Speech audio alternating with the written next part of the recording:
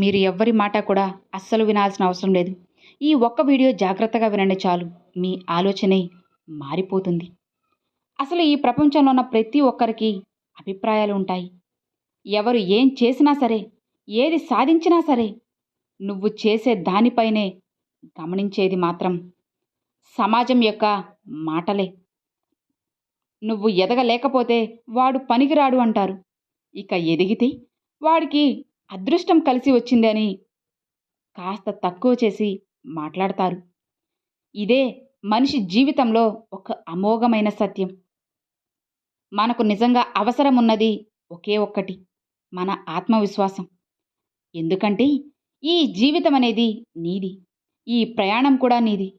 ఇక నువ్వు పడే తపన నీకే కదా తెలుసు. నీ రాత్రి నిద్ర లేక మగ్గిన క్షణాలు ఎవ్వరికీ తెలియవు కదా, నీకు మాత్రమే తెలుసు. నువ్వు నీ భవిష్యత్తు కోసం వేసే ప్రతి అడుగు కూడా నీ హృదయ రక్తంతో కడుతున్న ఒక రేఖ. అటువంటి దారిలో ఇతరుల మాటలకి దాసోహం అవ్వడం అనేది నీ స్వేచ్ఛను గాలిలో కలిపే పాపమవుతుంది. వాడు చెప్తున్నాడు అంతే, నువ్వు చెయ్యకూడదు. ఆమె ఎంచుకోవద్దని చెప్తుంది, కానీ నువ్వు వెళ్ళకూడదు. ఇతడు నవ్వుతున్నాడు, నువ్వు సిగ్గుపడాలి. ఇవి నీ మనసులో బలహీనతల్ని నాటే వాక్యాలు. ఇవి వినడం అనేది నీ శక్తిని తలకిందులుగా మార్చి పూర్తిగా మార్చేస్తుంది. ఇది నీ జీవితం కాబట్టి నియమాలు కూడా నువ్వే కావాలి. నువ్వు వినాల్సింది నీ అంతరాత్మ యొక్క మాటలు మాత్రమే అని మర్చిపోకు. నీ గుండె ఎటు బాట పడుతుందో ఆ దిక్కుగానే నువ్వు ముందుకు సాగిపోవాలి. నీ లక్ష్యం అనేది ఎంత పెద్దదైనా సరే, ప్రపంచం నిన్ను నిందించినా సరే, నీ ప్రయత్నం నిజమైంది అయితే నీ సమయం కూడా ఖచ్చితంగా వస్తుంది. కారణం, బలమైన వారు ఎప్పటికీ కూడా మాటలతో మొరగరు. వారు తాము చేసే పనుల ద్వారా మార్గాన్ని చూపిస్తారు. ఎప్పుడైతే నువ్వు ఇతరుల మాటల వల్ల నీ పనిని నువ్వు ఆపేస్తావో అప్పుడే నీ కలల్ని కూడా సమాధి నువ్వు చేసుకున్నట్లే. కానీ ఎవరి మాటలు నువ్వు వినకుండా సరైన దిశలో ధైర్యంగా నీ ప్రయాణాన్ని నువ్వు కనుక ముందుకి కొనసాగిస్తే, ఒకరోజు నిన్ను విమర్శించిన వ్యక్తులే నీ విజయాన్ని చూసి నీ అప్రమితంగా నొక్కి చెప్పక తప్పదు. అతను నిజంగా విజయం సాధించాడు అని చెబుతారు. ఇక నీ గొంతు అనేది ఆ ప్రపంచం వినాలి. అయితే అందుకు ముందుగా నువ్వు నీలోని గళాన్ని ఖచ్చితంగా వినాలి. అస్సలు మర్చిపోకు, నీ కలలు కేవలం నీకే సొంతమని గుర్తుపెట్టుకో. ఇవి ఇతరుల అనుమతికి లొంగకూడదు. ఇకపై ఎవరు నిన్ను ఏమన్నా సరే నువ్వు ఒక్కటే గుర్తుపెట్టుకో. అది ఏంటంటే, ఎవ్వరి మాటలు కూడా నువ్వు వినాల్సిన అవసరం అనేది అస్సలు లేదు. ఇది నిజమైన ఆత్మవిశ్వాసమైన ప్రయాణమని నువ్వు గుర్తుపెట్టుకో. వాస్తవంలో జీవించండి, మాయలో కాదు. మనిషి యొక్క జీవిత ప్రయాణం అనేది రెండు మార్గాల మధ్య సాగుతూ ఉంటుంది. నిజమే కదా, అందులో ఒకటి వాస్తవం, మరొకటి మాయ. వీటిలో చాలామంది కూడా మాయా మార్గానికే వెళ్తూ ఉంటారు. ఎందుకో తెలుసా? అది తాత్కాలికంగా మధురంగా అనిపిస్తుంది కాబట్టి. కానీ ఇక్కడ అసలు సత్యం ఏంటో తెలుసా? మాయలో జీవించే ప్రతి క్షణం కూడా మన శక్తిని మాత్రం, మన చింతనను, అలానే మన స్వభావాన్ని పూర్తిగా నాశనం చేసేస్తుంది. ఇక వాస్తవం అనేది కఠినంగా నీకు అనిపించవచ్చు, కానీ అదే మన నిజమైన బలానికి, ఆత్మవిశ్వాసానికి, అలానే మన ప్రయాణానికి ఒక దారి అనేది చూపుతుంది. అసలు మాయ అంటే ఏంటి? మాయ అనేది కనిపించేది కానీ ఉండనిది, మనం అనుకుంటూ ఉండే ఒక అబద్ధ ప్రపంచమే మాయ అంటే. ఈ కాస్త డబ్బు మనకి వస్తే జీవితం అనేది సుఖంగా ఉంటుంది అనే ఆశ ఉంటుంది. ఇతరులు నన్ను ఎంతగానో మెచ్చుకుంటేనే కదా నేను గొప్పవాడిని అవుతాను అనే అపోహ. భవిష్యత్తులో నేను ఏదో ఒకరోజు సంతోషంగా ఖచ్చితంగా జీవిస్తాను అనే భ్రమ. ఈ మాయ అనేది మనలో ఎన్నో కల్పనలు, అలానే భయాలు, ఆశలు, అహంకారాలు పూర్తిగా మనలో నింపివేస్తుంది. కానీ ఇవన్నీ కూడా మన మనసునే మభ్యపెడతాయి.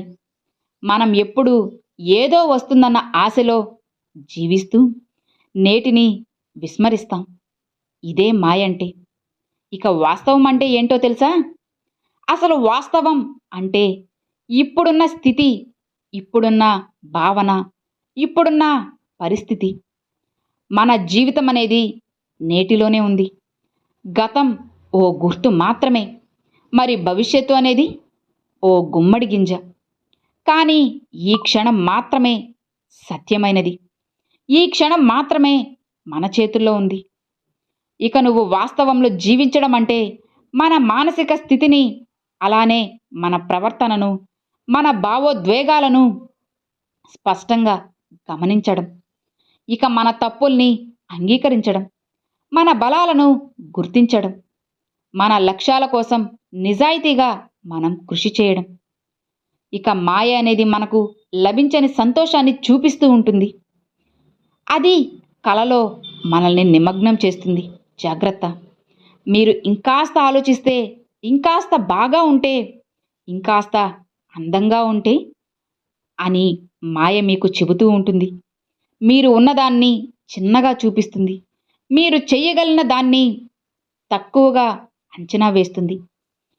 కాబట్టి ఈ మాయలో మునిగిన మనిషి పూర్తిగా తన జీవితాన్ని నిర్దిష్టత లేకుండా గడిపేస్తూ ఉంటాడు. ఇక వాస్తవ జీవితం అనేది ఎప్పుడూ కూడా మేల్కొలిపే దీపం లాంటిది. కాబట్టి వాస్తవాన్ని అంగీకరించడం కొంచెం కష్టంగానే ఉంటుంది. అయినా సరే, ఎందుకంటే అది మనకి నిజాల్ని, కఠినమైన నిజాల్ని చూపిస్తుంది. మన పరాజయాలను, మన లోపాలను, మన బాధలను. కానీ అదే సమయంలో మనకి మార్గాన్ని కూడా ఖచ్చితంగా చూపుతుంది. ఇక వాస్తవ జీవితం అంటే మన ప్రయత్నంలో పరిపక్వత చూపించాలి. మన ఆశయాల కోసం ప్రతిరోజు కూడా మనం కృషి చేయాలి. ఇక వాస్తవ జీవితం మనకు స్థిరమైన ఆనందాన్ని, ఆత్మ సంతృప్తిని ఖచ్చితంగా ఇస్తుంది. ఇది మనల్ని లోపల నుంచి నిర్మిస్తుంది. మాయను ఇది వాస్తవాన్ని అంగీకరించండి. మాయ కనిపించే ప్రలోభాలకు తలగ్గవద్దు. ఇతరుల అభిప్రాయాల కోసం అస్సలు బ్రతకకండి. అసలు తాత్కాలిక ఆనందాల కోసం శాశ్వత విలువలని తాకట్టు పెట్టకండి. అర్థమవుతుందా? ప్రతి ఉదయం లేచినప్పుడు నేను ఈరోజు ఏం నేర్చుకోవచ్చు అనే ప్రశ్నను మీకు మీరే వేసుకోండి. మాయలో కన్నా వాస్తవంలో మీరు నిలబడటం ఎంతో బలాన్ని మీకు కలిగిస్తుంది. ఇది జీవితాన్ని మార్చే ఒక నిజం. వాస్తవంలో జీవించడం ఒక చెట్టు వేర్లను లోతుగా పెడితేనే కదా అది ఎత్తుగా పెరుగుతుంది. అలానే మన జీవితం కూడా వాస్తవం అనే నేలలో బలంగా ఉండాలి. మీరు వాస్తవాన్ని స్వీకరించినప్పుడు మీరు మీ మనస్సు లోతుల్లోకి వెళ్తారు. ఇక అక్కడే మీ అసలైన శక్తి అనేది ఉంటుంది. మీ అసలైన స్వరూపం అక్కడే ఉంటుంది.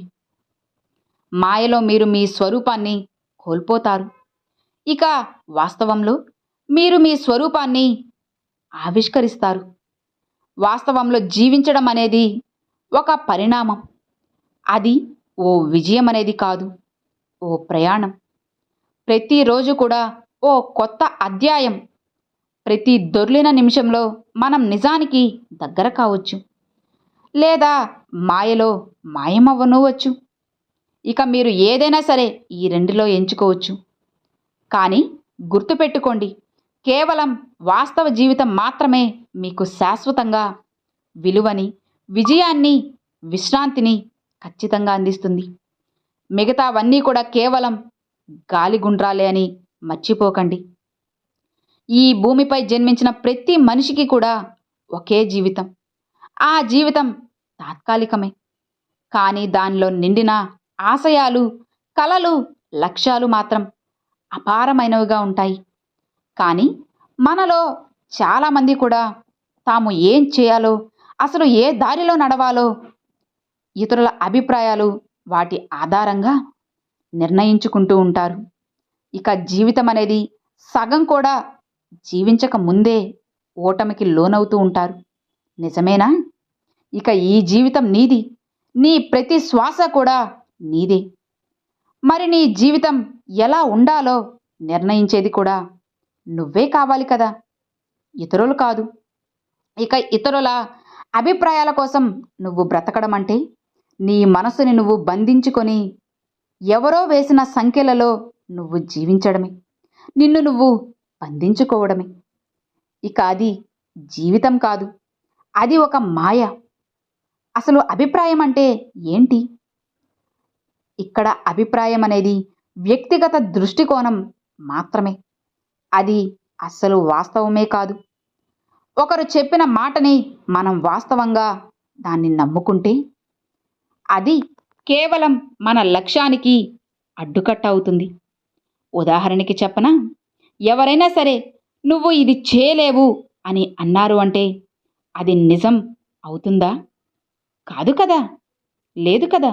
కానీ దాన్ని మనం మనసులో పెట్టుకొని జీవిస్తే గనుక ఇక అది ఖచ్చితంగా నిజమే అవుతుంది. గుర్తుపెట్టుకోండి. ఇక ఇదే మాయ అంటే. మనలో ఉన్న బలాన్ని మర్చిపోయేలా చేసేదే మాయ. ఇక ఈ మాయలో మీరు ఎవ్వరూ మోసపోకండి.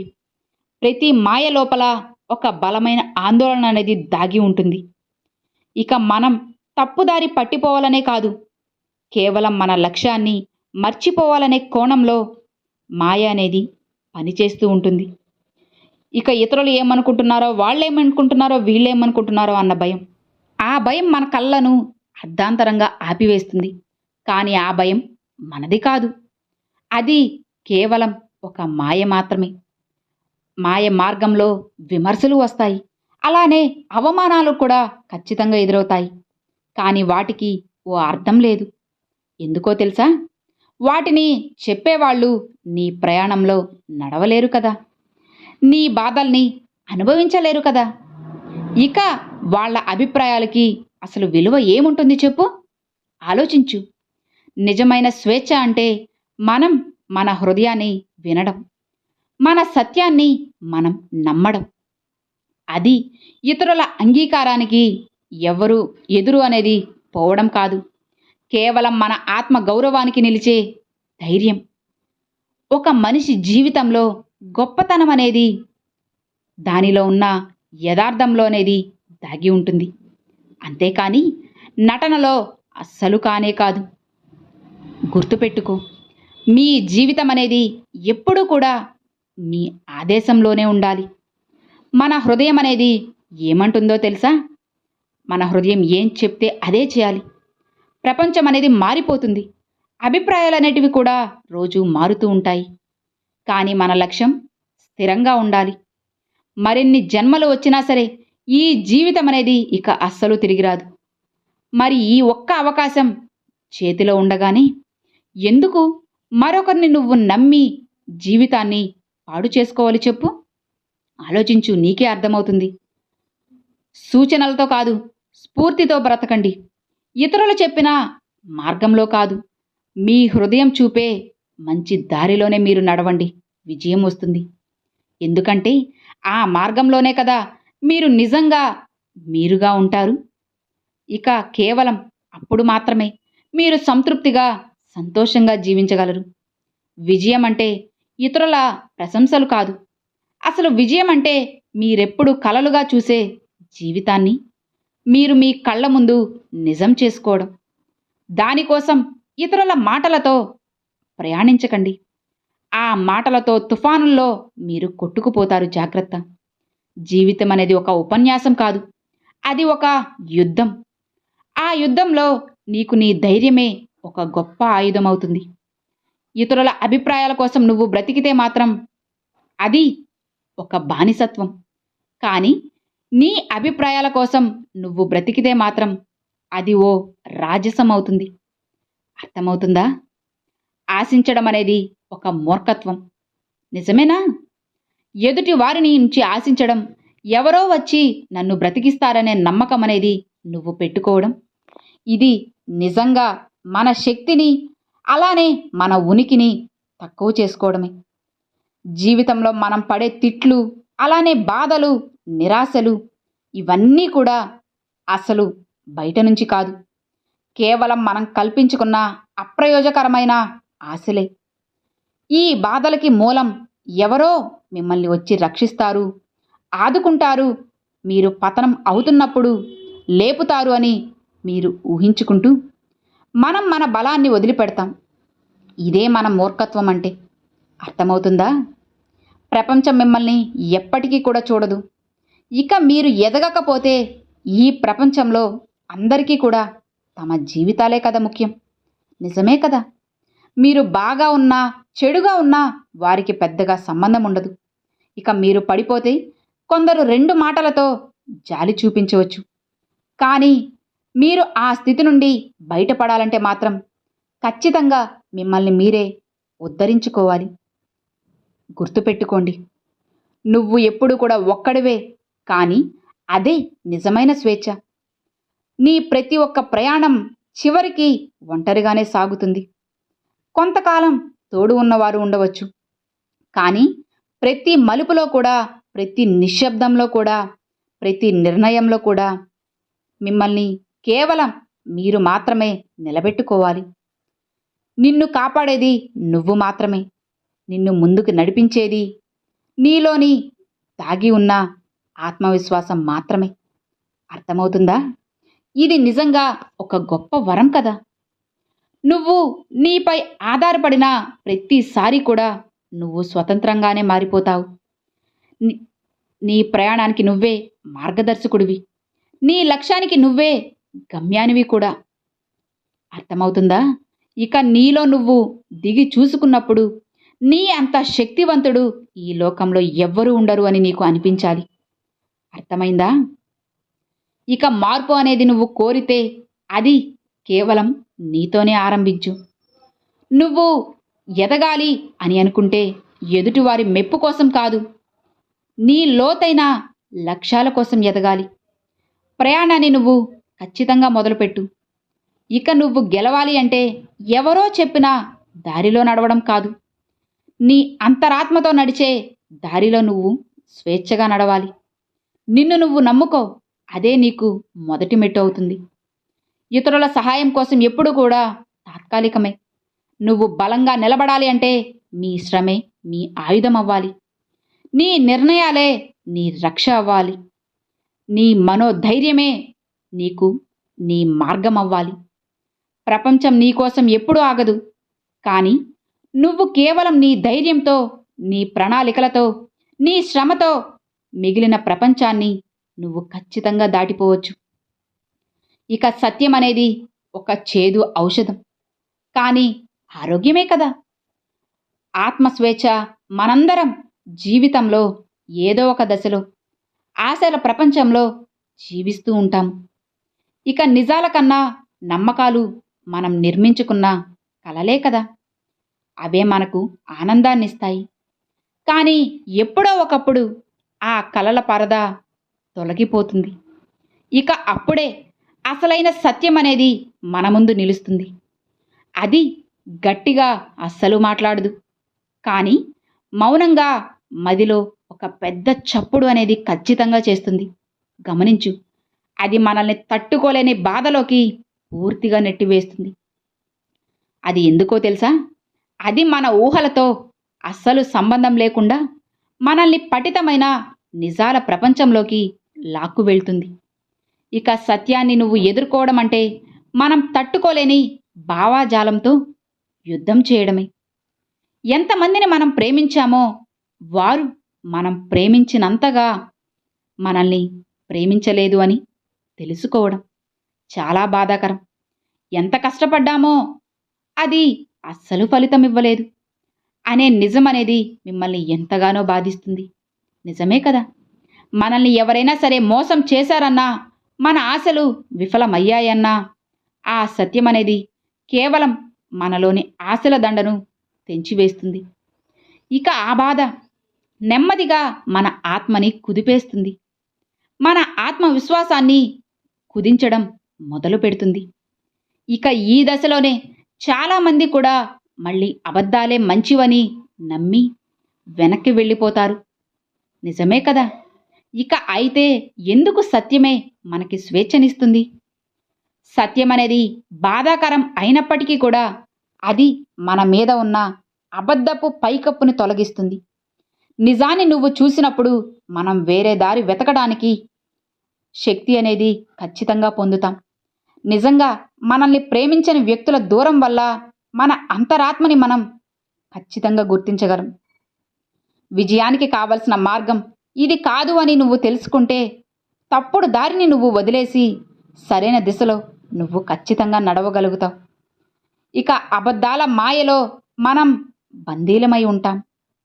కానీ సత్యం ద్వారా మనం మానసిక స్వేచ్ఛను ఖచ్చితంగా పొందగలుగుతాం.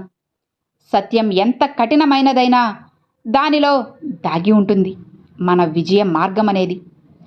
నిజాన్ని ఒప్పుకునే ధైర్యం అనేది కలిగిన వారే కదా నిజమైన మార్పుకి నాంది అనేది ఖచ్చితంగా పలుకుతారు. మన జీవితాన్ని రూపాంతరం మనం చేయాలి అంటే ముందుగా అది ఇప్పుడు ఎలాంటి స్థితిలో ఉందో నిజంగా అంగీకరించాలి. ఇక ఒక్కసారి నువ్వు సత్యాన్ని ఒప్పుకుంటే మనకి కొత్త కొత్త ఆలోచనలు, కొత్త కొత్త మార్గాలు, కొత్త కొత్త దారులు కనిపిస్తూ ఉంటాయి. ఇక మనం ఎదగాలి అంటే మొదట మన బలహీనతల్ని అంగీకరించాలి. అది మనకి బాధనిస్తుంది, కానీ అదే ఆత్మోన్నతికి తొలిమెట్టు అవుతుంది. గుర్తుపెట్టుకో, ఆఖరికి మనం గుర్తించుకోవాల్సింది ఒకే విషయం. సత్యం మనల్ని గాయపరచవచ్చు, కానీ అదే సత్యం మనల్ని బంధనాల నుండి ఖచ్చితంగా విముక్తి చేస్తుంది. నువ్వు బాధని తట్టుకొని నిలబడిన ప్రతి మనిషి కూడా ఒక కొత్త స్వేచ్ఛతో ఒక కొత్త జీవితాన్ని ప్రారంభిస్తాడు. ఇక మీరు నిజంగా బలంగా ఖచ్చితంగా మారాలి అనుకుంటే మాత్రం నిజాలని అంగీకరించండి. జీవితం మారుతుంది.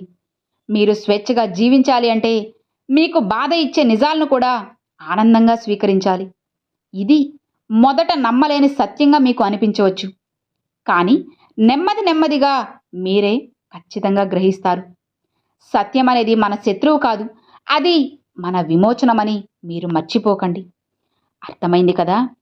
ప్రతి క్షణం కూడా సత్యం అనేది ఈరోజు మిమ్మల్ని బాధించవచ్చు, కానీ జీవితాంతం మీరు సంతోషంగా ఉండేలా చేస్తుంది. కాబట్టి ఏదో చేశాము, ఏదో అవుతుందిలే, ఎవరో ఏదో అంటారులే అని అబద్ధం చెప్పి తప్పించుకోవాలి అని మాత్రం ఎప్పుడూ అనుకోకండి. అర్థమైంది కదా. Thanks for watching friends.